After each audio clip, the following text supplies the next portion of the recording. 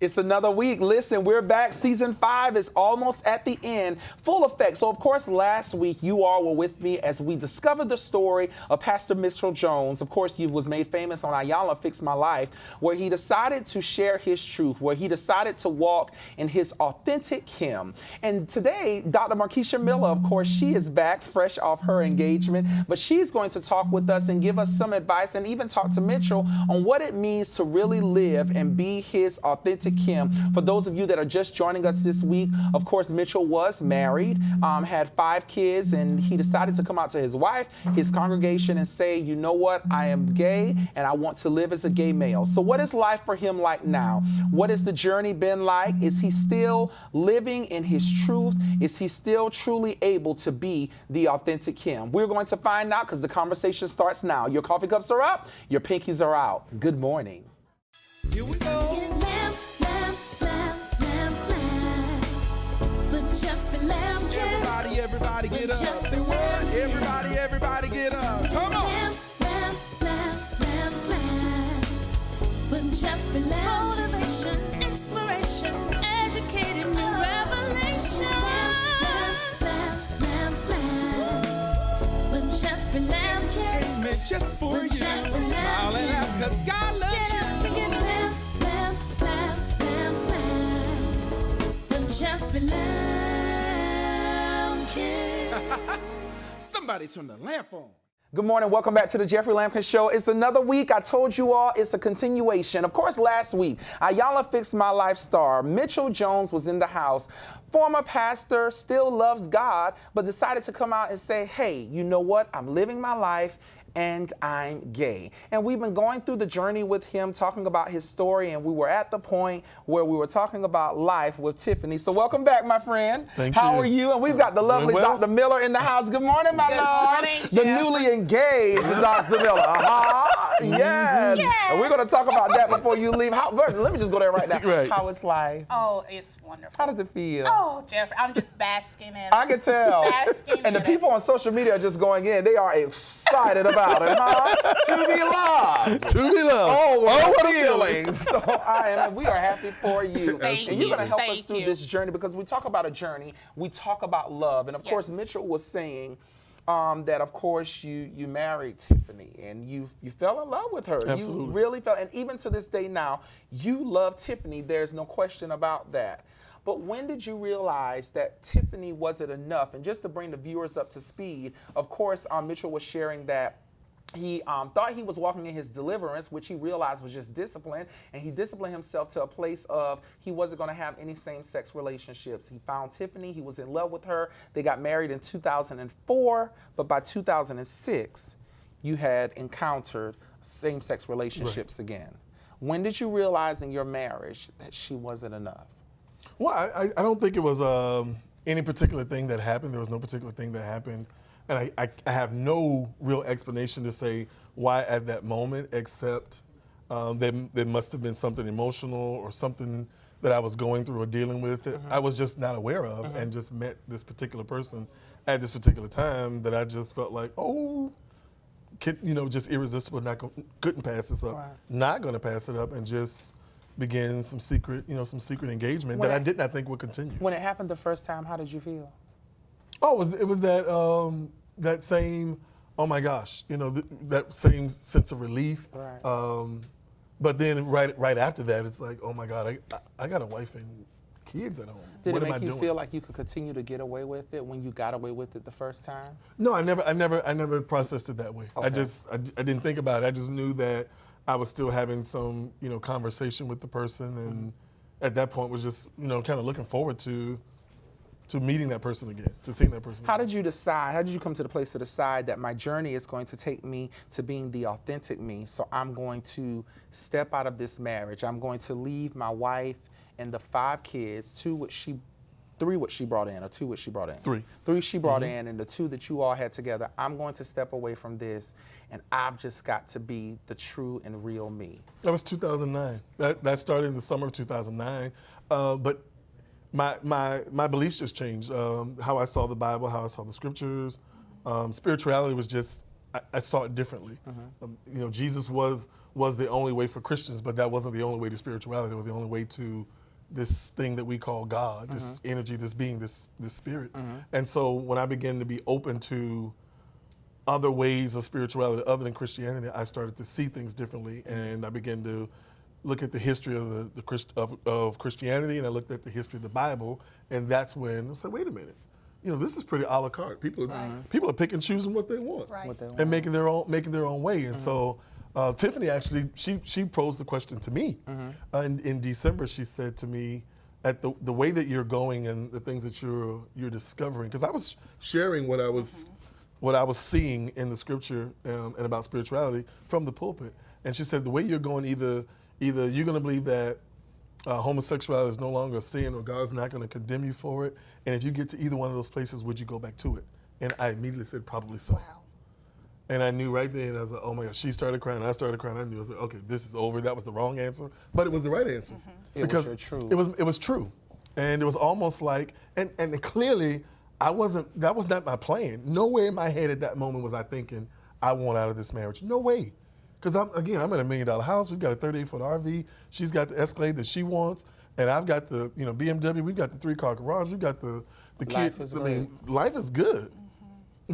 There's nothing that needs to be, there's nothing needs to be fixed here. Let me ask you a question, and this is a true one. If Tiffany gave you permission to continue to have your same-sex relationships with your people, but stay in the marriage with her, would you have done it? At that time, yes, I did ask her. And the reason I did, because I took very seriously the commitment that I made to her, and I took even more seriously the commitment that I made to those 3 boys who did not ask me to come into their lives. Took that very seriously.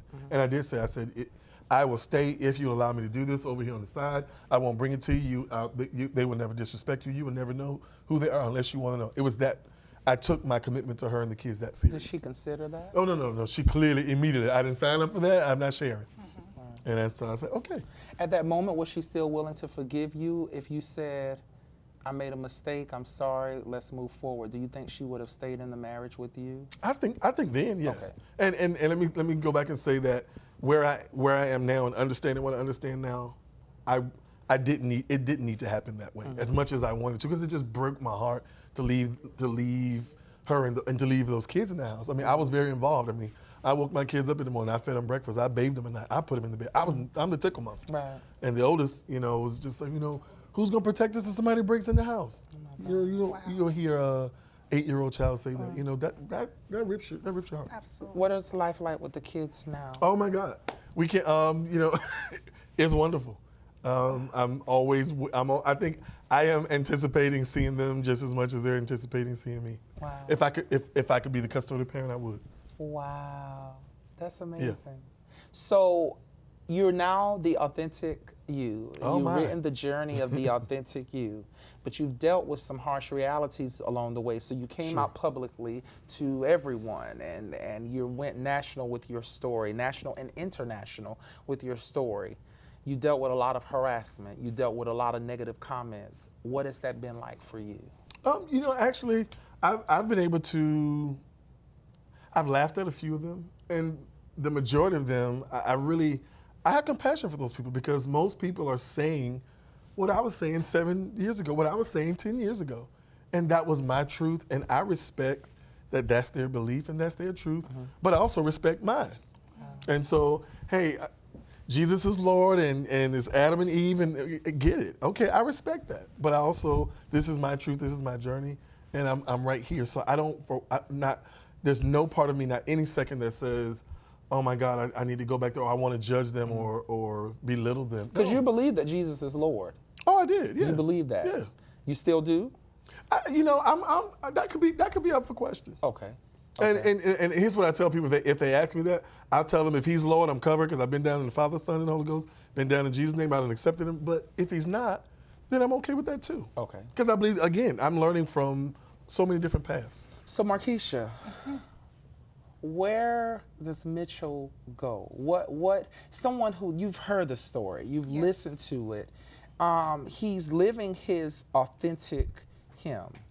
How does he move forward with family, with church? Can he be involved in church? Like, Talk to us. I think so many things are coming to my mind for me. First, I want to say to Mitchell, I applaud you for the bravery and for standing in your truth, because I think that's where so many people get stuck. You know, listening to him, and he's happy and he's talking about this, but I think that the best thing that he can do at this point is to continue to move forward in what you have revealed within your truth.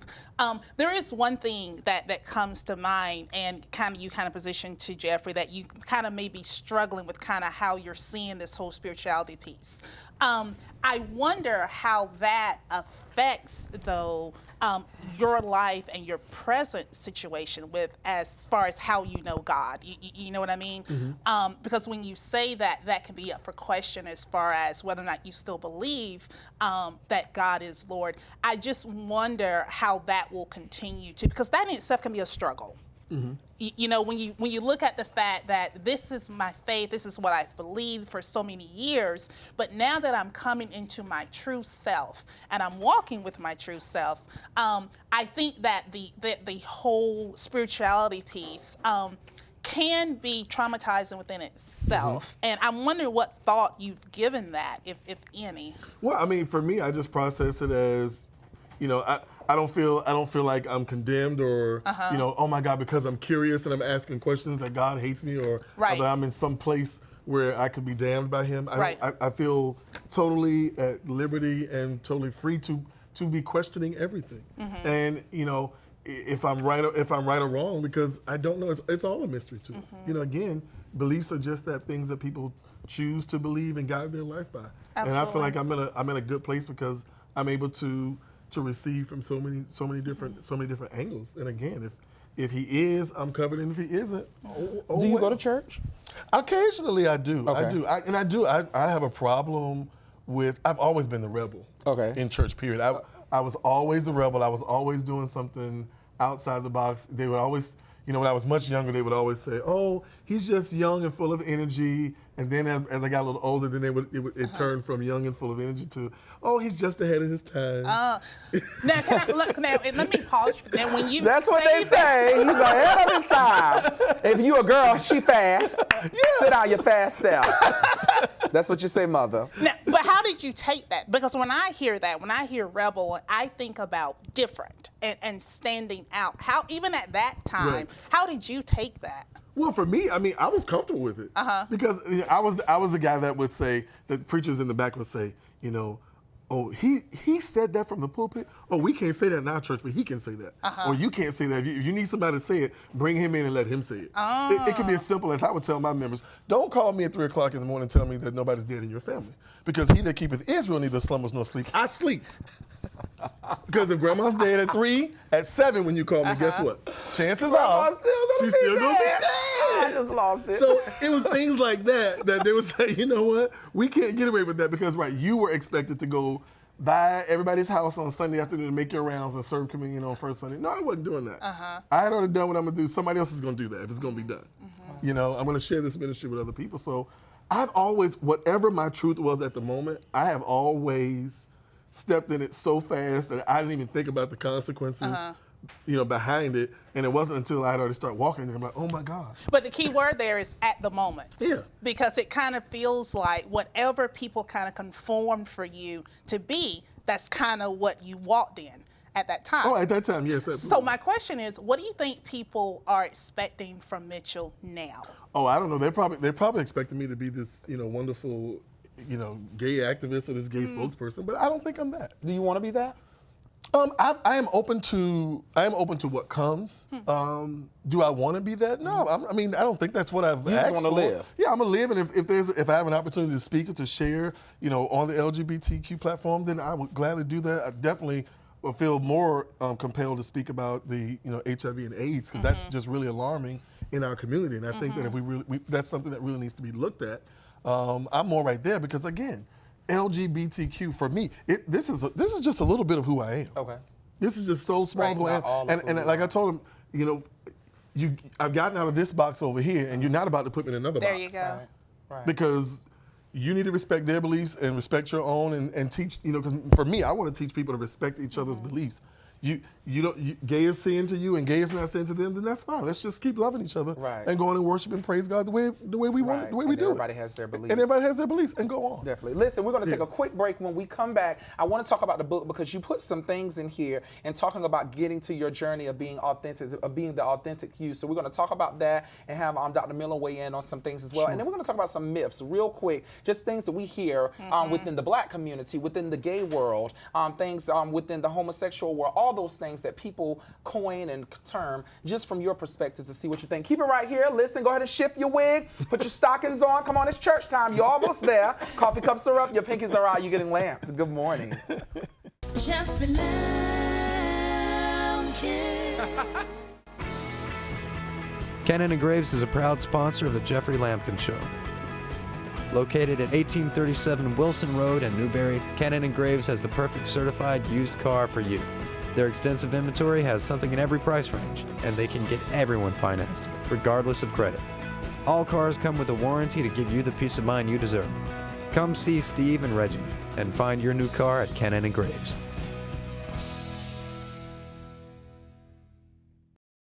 When you need the forecast right now, from local experts you know and trust, you need the Watchbox Skywatch Weather app. Interactive maps show you the current weather wherever you are. Will there be sun or rain in the next 60 minutes? Check the Skywatch app's hour-by-hour forecast. Plan what lies ahead with the 10-day outlook. Get severe weather alerts to keep your family safe.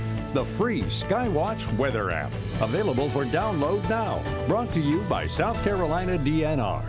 We're back here on the Jeffrey Lampkin Show. Listen, put your coffee cups down. Y'all need to catch us doing commercial break. You will catch so much. And we're just getting it. I'm just loving it. Listen, we're talking with Mitchell Jones and Dr. Markeisha Miller. And, of course, we're talking about life. We're talking about gay pastors. We're talking about the gay community. We're talking about living and living your truth and living the authentic life. And, of course, you wrote the book, The Journey to Authenticity, 8 Secrets to Getting Your Life Desires. And there's some really powerful points in here that I want to address real quick. And one of your chapters is to be vulnerable. Is that safe?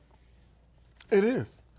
It's safer than not being vulnerable, because being vulnerable, you miss the opportunity to grow. You miss the opportunity to have your life fulfilled. You know, it's safe because you don't have to worry about someone hurting you, because it's going to happen. But knowing that it's okay to be vulnerable also means that you know that you're going to be okay even if somebody hurts you or when somebody hurts you. Wow. Because it's for growth, it's for learning. It's a part of life. It's going to happen. You know, people, I really have not a problem, but I'm like, man, people trip when somebody, oh my God, they hurt me and I'm never going to forgive them, I'm never going to trust anybody else. Well, hold on. You're holding yourself up. I've hurt people before, so why is it so strange when people hurt me? Love hurts. I think we talked about that last week. Absolutely. But it's beautiful. Absolutely. It's still beautiful. It's beautiful. The one thing you'll want and you'll have and you'll desire. Absolutely. You say be open. What do you mean when you say be open? Because everyone can't be trusted. Can I trust myself to be open with someone who won't accept me, the real me, the authentic me? Can I really be open? Well, you can when you trust yourself and when you know that you're not looking for approval of who you are and what you do from other people. Me being open to you today is just about me sharing who I am and what I truly believe. Not wondering, oh my God, what is somebody going to think because they heard me say, don't take me out of that box and put me in that box, or I'm not sure I want to be the spokesperson, or I'm not so sure if he is or if he isn't, Lord. I'm okay saying all of that because I'm open to grow and to learn, and I can't be judged by people because I choose not to judge myself. Wow. And only what people do to me is what I do to myself. Wow. So if I don't judge me, it's impossible for you to judge me. Because it really doesn't matter what they say. Because it doesn't matter what you say. You know, Janet Jackson wrote a song where she says it doesn't really matter what the audience sees because I'm in love with the inner being. So it's learning to love yourself. How do they get to that place of really learning to love yourself? When you hear everything that you hear Absolutely. You know, I think that Mitchell has an advantage because of the fact he's worked through that process of openness.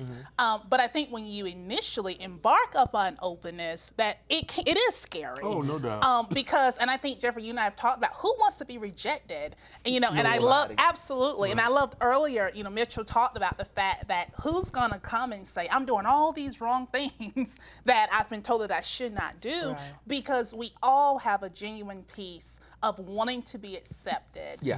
And I think deep down inside, we all have that sense of internal validation. absolutely. We want to feel that what we're doing is good, what we're doing is right. But I think that journey to that self-love piece is first and foremost accepting. And what I love about Mitchell right now is that he is fully walking in his journey of having accepted, this is who I am, and this is who I'm not, and this is not who you're going to force me to You're be. not going to put me. I love the part that he said earlier about the Absolutely. box. Absolutely. The part where what And was it? that was so profound. He said, I didn't get out of this box to be conformed to this box. Because I think what comes to place is we all have, there's a certain way that the black male is supposed to be according to society. There's a certain way that if you're part of the LGBT community, Yeah. you're supposed to be. The certain way that the black female is supposed to be. Those are boxes, Right. as he's indicated. And so I think that what happens is we have to be so true in ourselves and so comfortable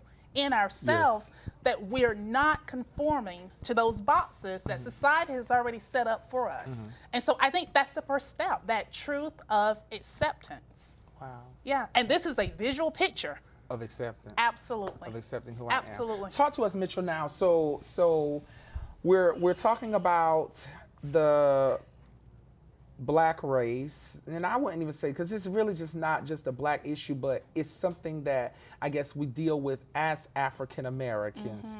Is it possible for someone to be saved and love the Lord and still be active in the local church? Oh, sure. Okay, so you think that it is possible? Yes. Do you think that they can do that and be open? Sure. But where they're going to be accepted depends on what setting they're in. But they can be that. And some people do it knowing that it's like there's some guys that they're gay, they know they're gay, and they know their pastor's going to preach against it, and they're going to sit there and let him preach against it, and they're not going to be bothered by it. Right. And then there are other people who are going to sit there and be like, oh my God, I'm never coming back here again. Right. Or they're going to go home and say, I can't go back to church at all because he just condemned me. And we were talking earlier that we find that a lot of people go to mega churches now where they don't have to deal with that accountability, or they can just go to church, Right. get my word, as you said, pay my tithes, Right. and keep it moving. And I don't have to worry about any of all that extra stuff or somebody, creating a campaign against me, or because I took them off the choir. Now because I took you off the choir. Now you want to, come after me or whatever the case may be. Right. What do you say to women, the women like Tiffany, who, before you got married to Tiffany, did you reveal to Tiffany that you have formally messed with? Yes, absolutely. Okay, so she knew that was your past. Yes. What do you say to those women who know, because there are a lot of women out there who, say, hey, that's part of his past, but I'm going to love him at this moment. Absolutely. So what do you say to those women? What do you look at them like, wow, that's a courageous woman, or you think that's the way it should be? Well, I think that's the way it should be, because if something is clearly somebody's past, then it's their past. There's one thing if somebody's saying that this is their past, knowing that they still have some undercurrent of activity going on. That's totally different, because if something is your past and you're delivered from it, it's no different than a guy saying, I was on drugs for 20 years and I've been clean for 6. No different.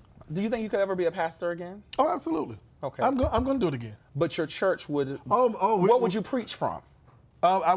This week it'll be the Bible. Next week it'll be the Quran. Next week we're gonna talk about what the Buddha said. Next week we're gonna talk about what Oprah said. So it's like a universal Absolutely. for you. Now when I do go to church, I tend to because I've gone to several different denominations and sects of Christianity.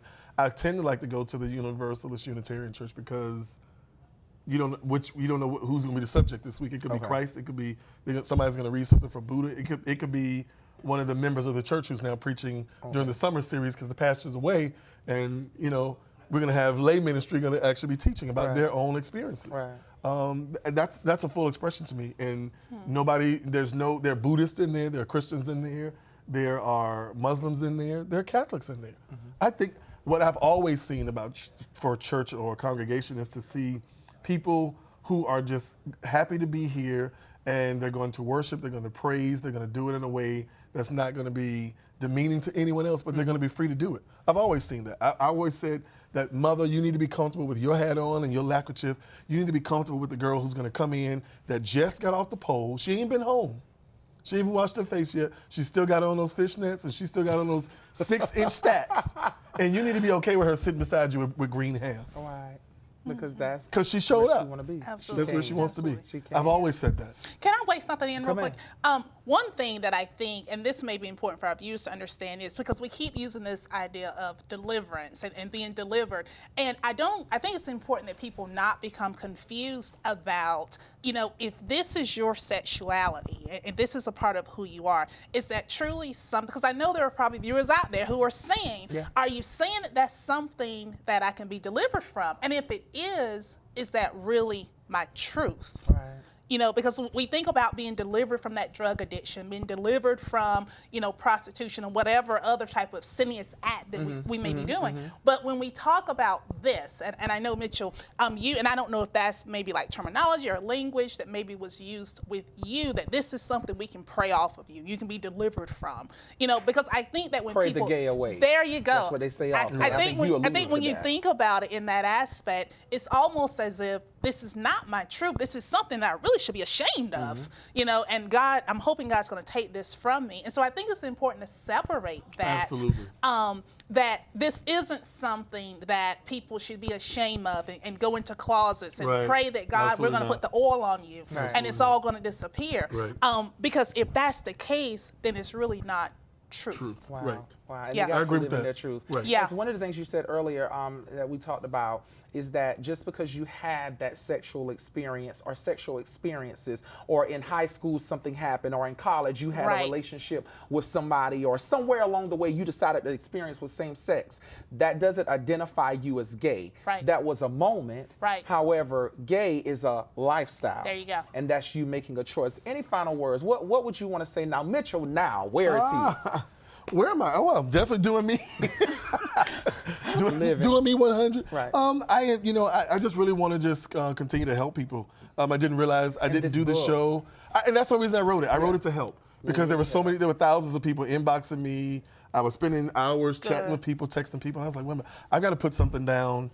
And that's what I did with the book, to put something down. And I want to continue to help people. I want to, continue to speak and do seminars and workshops to help people to get to themselves. I want to talk to the doctor. Devin, we're going to get 4 copies of this book. So definitely the JeffreyLampkinShow@gmail.com. Inbox me on Facebook. 4 copies of this book we're going to give away to our viewers. So for those of you that desire it, and of course, no, I'm not going to reveal to anyone because it's nobody's business. 8 Secrets to Getting the Life That You Desire from Mitchell Jones. We're going to give that to you. We thank you so much for coming. We really Thank appreciate it. you. Dr. Miller, as always, we appreciate Thank you. As always, thank you so Thank you. much. Thank Listen, you. keep it right here. We've got to go. This has been a ball. The coffee cups are up. The pinkies are out. Next week, it is a full cast of hot topics. Some of the greatest people are going to be here on the show, and we're going to have a great time as we end season 5 of the Jeffrey Lampkin Show. Your coffee cups are up. Your pinkies are out, and you've been lamped. Good morning. Here we go.